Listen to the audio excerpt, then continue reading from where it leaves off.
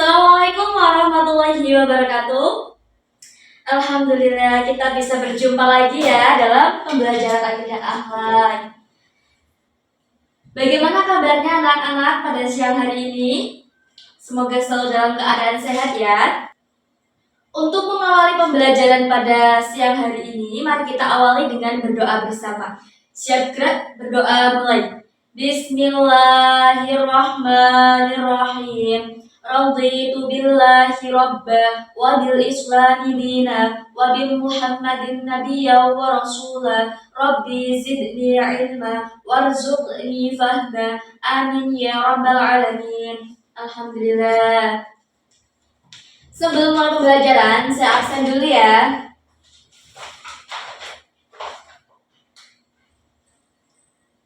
Absen pertama, Ahmad Aufa Az-Zulfakinatul Aini, Fatihatul Muhanifah, Karta Cesa, Habibatul Aulia, Hervan Singge, Husnul Citra Kusria, Ilham Maulana, Maisaro. Hadir semua ya. Alhamdulillah. Jadi pada pertemuan kali ini kita akan mengulas kembali tentang Islam wasatiyah sebagai rahmatan lil alamin. Ya, sebagaimana pernah kita pelajari ya pada pertemuan kedua tentang Islam wasatiyah sebagai rahmatan lil alamin. Sebelum itu, coba kalian sebutkan satu contoh sikap toleransi. Karena wasatiyah itu kan artinya pertengahan. Islam itu sebagai jalan tengah daripada perbedaan itu sendiri. Dan dalam perbedaan itu kita menyebutnya dengan toleransi. Nah, sebutkan salah satu sikap toleransi kalian di lingkungan sekolah. Apakah pernah kalian melakukan toleransi kepada teman yang berbeda keyakinan? Pernah, alhamdulillah. Berarti kalian tanpa sadar itu sudah menerapkan dari prinsip Islam wasatiyah itu sendiri.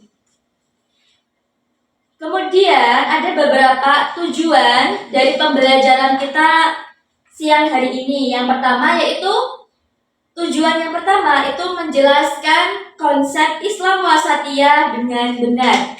Yang kedua, mengidentifikasi ciri-ciri Islam moderat dalam kehidupan sehari-hari. Yang ketiga, menganalisis keterkaitan Islam wasatiyah dengan misi rahmatan lil alamin. Yang keempat, menghayati nilai-nilai toleransi dan moderasi beragama. Yang terakhir, menyajikan contoh perilaku moderat di lingkungan keluarga, sekolah, dan masyarakat.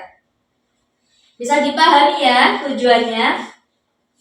Ibu harap kalian setelah menyelesaikan pembelajaran hari ini bisa menangkap poin-poin penting dan bisa merangkap semua tujuan yang akan kita capai pada hari ini.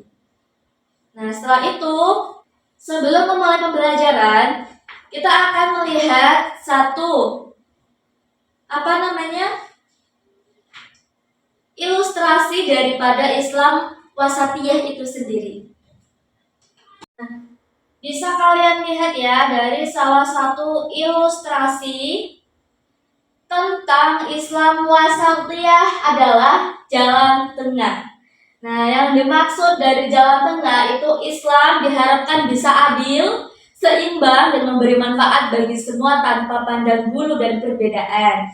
Nah, ciri-ciri wasatiyah itu sendiri ada adil dan seimbang, di mana kita diharapkan bisa bersikap proporsional dalam beragama dan berkehidupan. Yang kedua ada toleran dan menghargai perbedaan.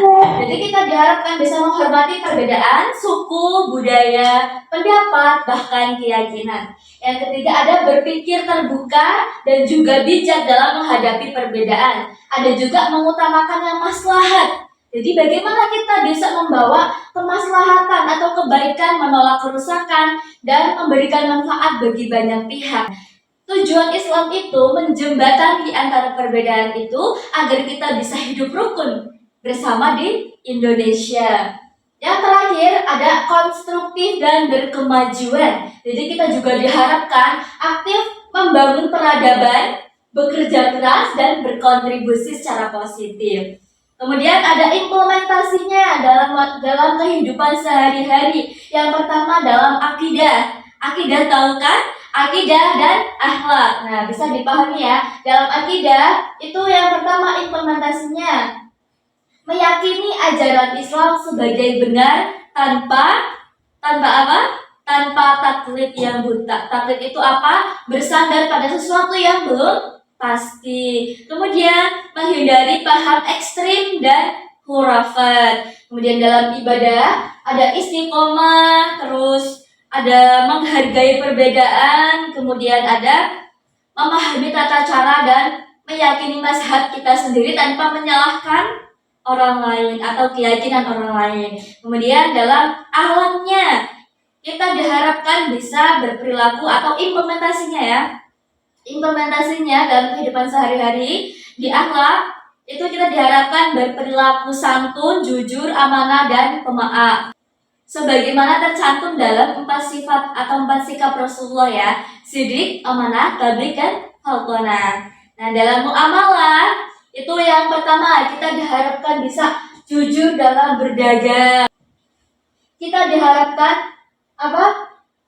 Jujur dalam beragama dan adil dalam bekerja sama. Kemudian kita juga diharapkan bisa menghormati hak-hak orang lain, patuh pada hukum dan cinta damai. Kemudian implementasinya dalam kehidupan bermasyarakat dan berbangsa. Yang pertama, kita harus berpartisipasi aktif membangun masyarakat yang apa? Yang wasatiyah, yang tidak berlebihan dan juga tidak mengurangi. Kemudian yang kedua, menjaga persatuan, kesatuan, toleransi, dan kerukunan. Kemudian implementasinya dalam iptek dan lingkungan. Yang pertama, memanfaatkan ilmu pengetahuan dan teknologi untuk kebaikan. Kita harus pandai menyaring mana yang bagus kita tiru dan mana yang bagus kita skip. Dan bagaimana cara kita menyikapi jika ada perbedaan pendapat. Bisa dipahami ya, penjabaran sedikit dari ilustrasi pertemuan ketiga kita ini. Nah, setelah itu kita masuk ke materi tentang Islam wasatiyah sebagai rahmatan lil alamin untuk semesta. Jadi pada pertemuan kita siang hari ini kita akan mempelajari tentang Islam wasatiyah sebagai rahmatan lil alamin, yaitu untuk Islam untuk seluruh semesta alam, dan kita harus belajar memahami bahwa Islam itu sebagai jalan tengah yang membawa kasih sayang, keadilan, kemaslahatan bagi seluruh makhluk tanpa terkecuali, baik itu Kristen, Yahudi, Konghucu, apalagi ada NU, Muhammadiyah, bahkan Islam pun terpecah belah ya, nggak hanya ada NU saja. Kalau kita kan banyak di kalangan kita itu yang NU, ada juga yang Muhammadiyah, tapi kita sama-sama Islam dan kita bisa hidup berdampingan. Nah, itu adalah salah satu bentuk dari pengamalan Islam wasatiyah. Nah, pada slide ini kita akan mempelajari apa sih itu wasatiyah. Islam wasatiyah adalah pendekatan moderat di mana ada keseimbangan, ada kontekstual dan inklusivitas. Prinsip ini menolak ekstremisme dan juga relativisme yang mengabaikan nilai dasar agama. Yang pertama ada tawazun atau keseimbangan. Jadi Islam wasatiyah diartikan sebagai keseimbangan, menjaga keseimbangan antara akidah, ibadah, dan juga etika sosial tanpa menghakimi keyakinan dan akidah orang lain. Yang kedua ada tasamu atau toleransi. Kita harus menghormati adanya perbedaan dan harus meyakini bahwa keyakinan kita adalah kita, keyakinan mereka adalah mereka, atau lakum dinukum waliyadin. Menghormati perbedaan tanpa mengorbankan prinsip kebaikan kita sebagai umat manusia yang sosial. Selanjutnya ada kontekstual. Jadi pada pengertian Islam wasatiyah itu bisa menafsirkan teks agama sesuai konteks zaman dan kebutuhan umat. Nah, sedangkan rahmatan lil alamin itu apa? Rahmatan lil alamin, rahmat bagi seluruh alam. Ini adalah inti ajaran dari Islam wasatiyah itu sendiri. Al-Quran menegaskan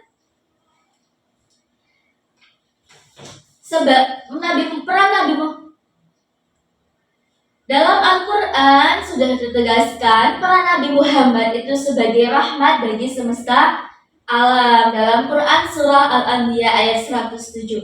Makna praktisnya yaitu Islam itu mendatangkan manfaat dan mencegah kerusakan untuk semua makhluk, bukan eksklusif untuk satu kelompok saja.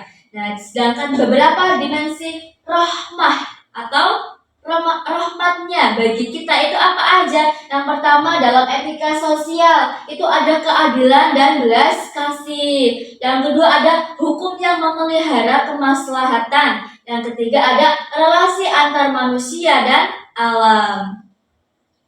Kemudian ada peran lembaga dakwah. Lembaga dakwah itu juga sangat berfungsi ya dalam menyebarkan pemahaman wasatiyah melalui pendidikan, advokasi, dan pemberdayaan dalam upaya menjaga keseimbangan antara tradisi dan kebutuhan modern.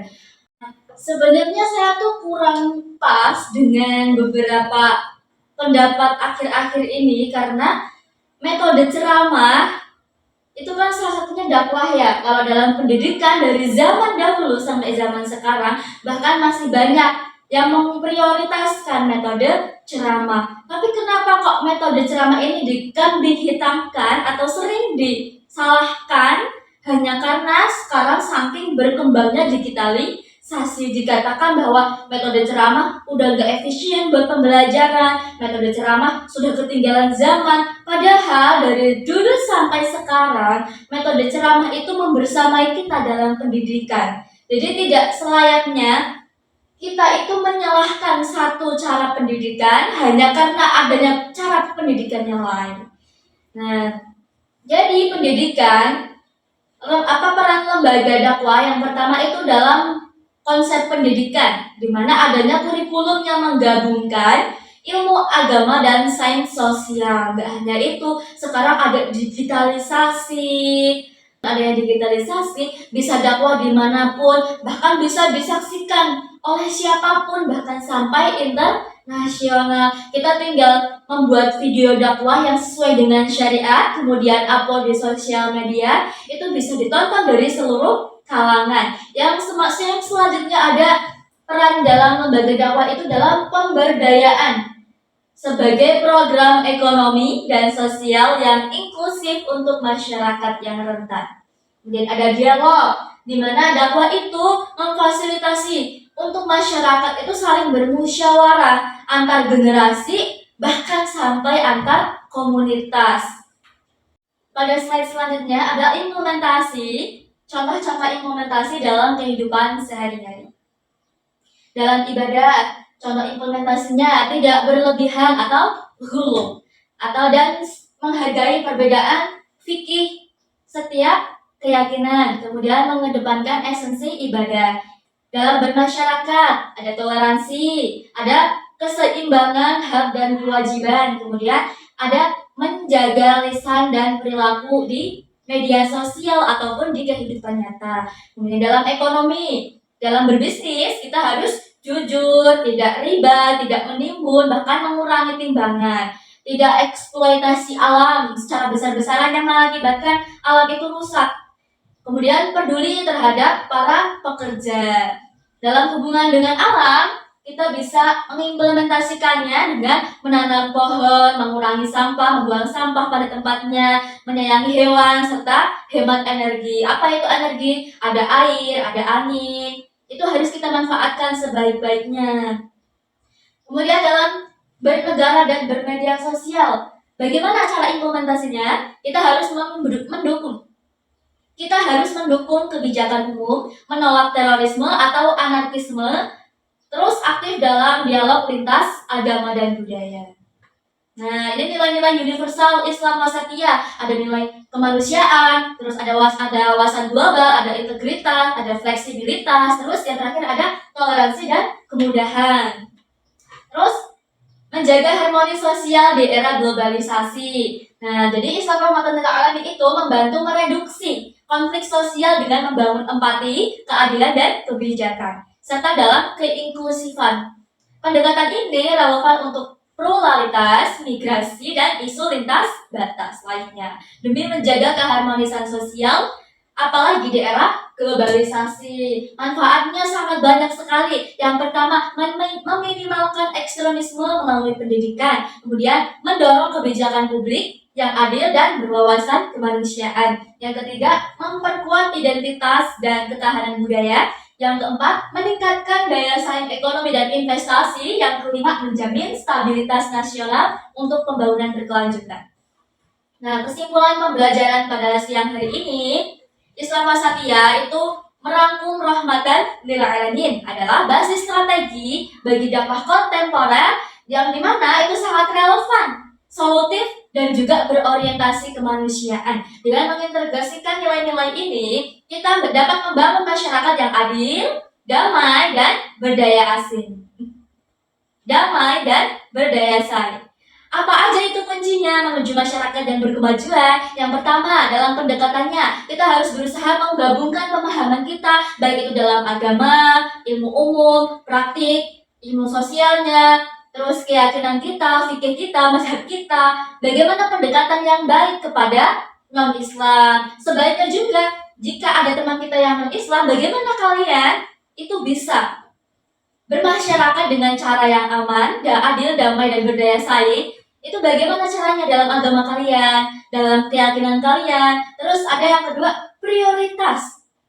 Prioritas kita itu kemana? Yang pertama jelas dalam pendidikan, baik yang formal maupun non formal. Kalau yang formal kan sudah pasti ya, ada tingkat jenjang RA, MI, SD, terus ada juga TK, ada SMP, MTS, MA, SMA, SMK gitu ya. Itu dalam pendidikan. Dalam yang terus kalau yang non pendidikan, yang non itu bagi yang pendidikan formal. Terus apa aja yang pendidikan non formal? Ada madrasah diniyah, terus ada lagi apa? Majelis taklim dan lain sebagainya, kegiatan-kegiatan di masyarakat. Kemudian ada pemberdayaan dan ada dialog antar komunitas. Yang ketiga yaitu langkah berikutnya, skalakan program model wasatiyah ke tingkat daerah dan kebijakan publik.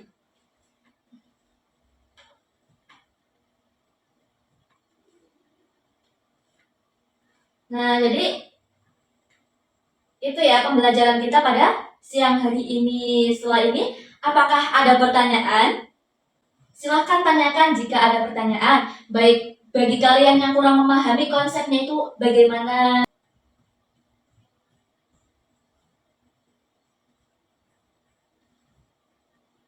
Oh ya, mau tanya apa? Oh, ada enggak tentang dalil yang menjelaskan umat pertengahan? Ada banget dong.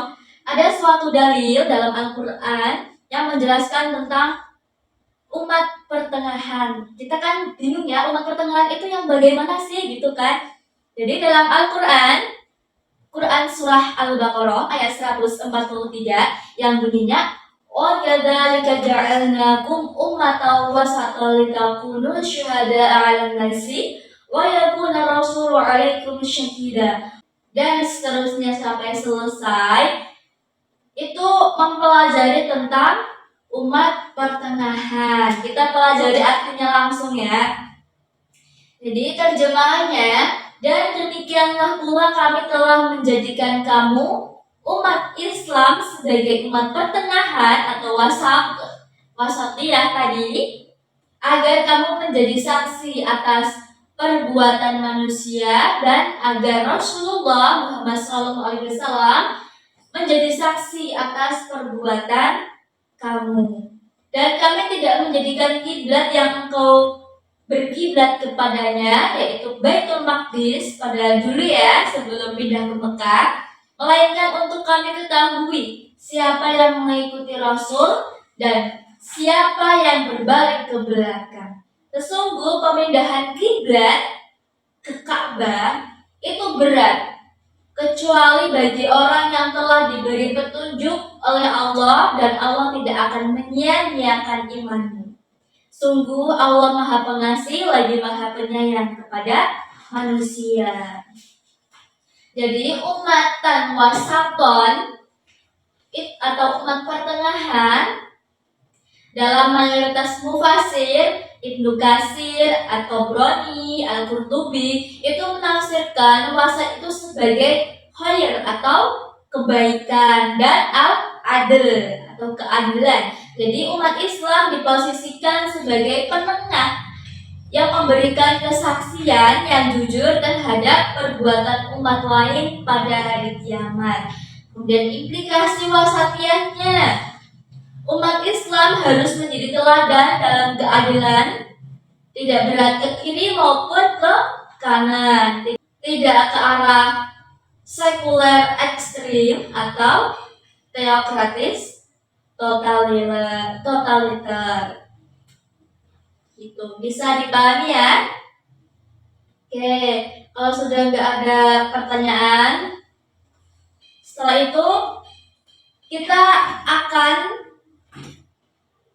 memainkan satu game interaktif. Akan saya contohkan ya. Nah, nanti akan saya share ke grup kelas kalian. Dan sekarang saya akan contohkan satu cara untuk mengerjakannya. Nah, ini ada beberapa matching pairs. Jadi kalian harus memasangkan mana sih yang benar dengan pasangan ini, mana sih yang kurang benar. Ini saya contohkan ya. Nah, untuk yang pertama, rahmatan lil alamin, untuk seluruh makhluk. Ini apa jawabannya? Full screen kan dulu ya. Nah, misal rahmatan lil alamin untuk seluruh makhluk, mana nih yang sesuai?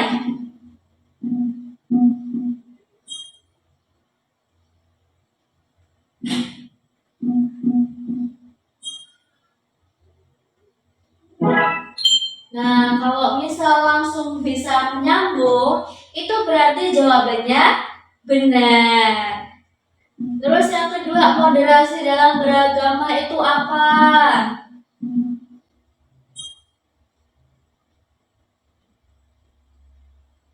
Nah, bisa dipahami ya?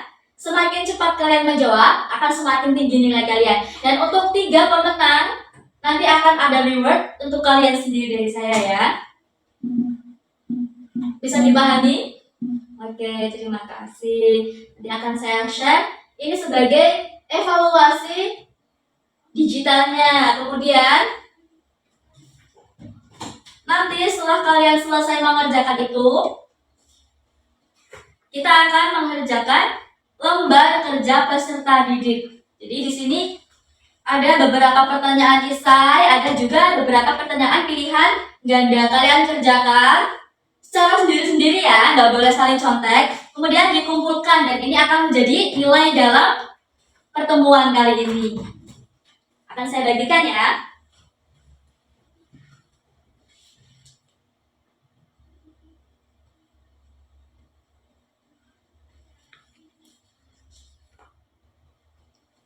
Nah, bentar. Kita matikan dulu. Nah, setelah dapat semua, bisa kalian lihat ya di lembar kerja peserta didik ini. Di sini ada yang pertama mengisi identitas, ada nama sekolahan satuan pendidikan, terus ada kelompoknya masih sama ya seperti kelompok kemarin. Terus ada petunjuk belajarnya, di mana membaca basmalah dan lain sebagainya, diskusi. Kemudian ada tujuannya, kemudian meringkas. Nah, yang ini nih yang poin E, tugas diskusi. Nah, ini bisa kalian diskusikan dengan kelompok kalian nanti. Kemudian diisi pada tabel ini. Ada beberapa tabel dan juga ada jawaban singkat. Nah, setelah itu ada pilihan ganda dan esainya di bagian belakang. Bisa dipahami? Oke.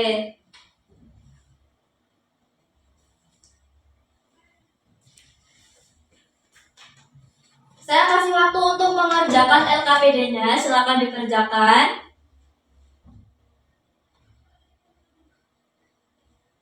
Setelah selesai, silakan dikumpulkan ke depan.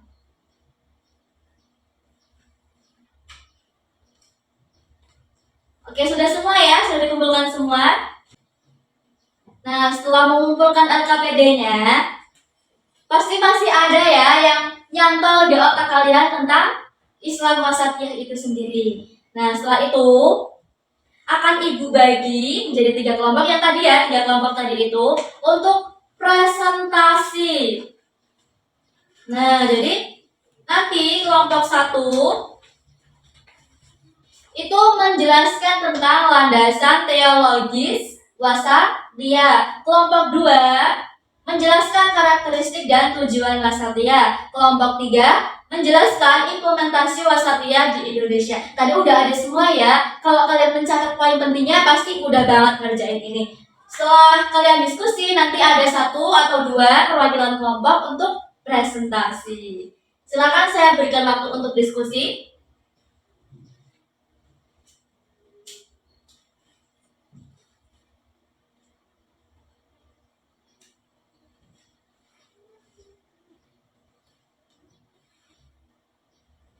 Sudah cukup untuk diskusi? Kita lanjut untuk presentasi. Silakan perwakilan kelompok untuk maju ke depan presentasi.